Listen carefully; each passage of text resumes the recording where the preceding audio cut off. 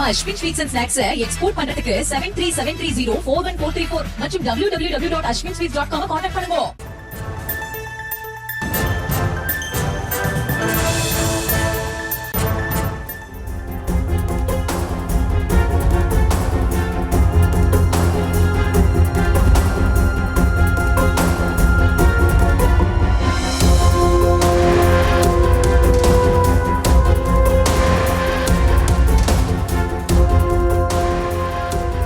திண்டுக்கல் மதுரை தேசிய நெடுஞ்சாலையில் அஜாக்கிரதையாக சாலையை கடந்த போது விபத்து ஏற்பட்டு ஒருவர் உயிரிழந்திருக்கிறார். அந்த சிசிடிவி காட்சிகளும் வெளியாகி இருக்கின்றன.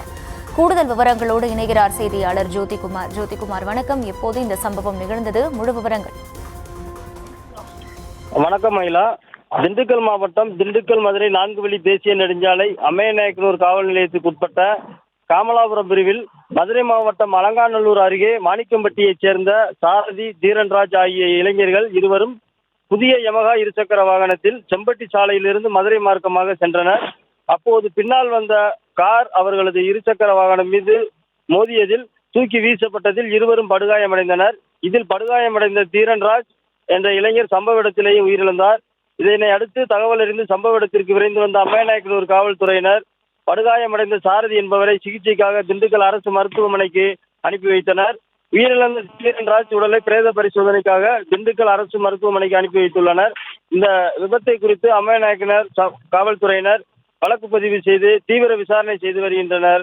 இந்த சம்பவத்தில் திண்டுக்கல் மதுரை 4 வழி தேசிய நெடுஞ்சாலையில் சுமார் அரை மணி நேரத்திற்கு மேலாக போக்குவரத்து பாதிப்பு ஏற்பட்டது. இந்த சம்பவம் அப்பகுதியில் பெரும் பரபரப்பை ஏற்படுத்திய நிலையில் காமலாபுரம் பிரிவு 4 வழி சாலையில் நடந்த விபத்து குறித்து சிசிடிவி காட்சிகள் வெளியாகி பெரும் பரபரப்பை ஏற்படுத்தி வருது. அகிலா, விவரங்களுக்கு நன்றி ஜோதிகுமார். நம்ம Ashwin sweets and snacks export பண்றதுக்கு 7373041434 மற்றும் www.ashwinsweets.com கான்டாக்ட் பண்ணுங்க.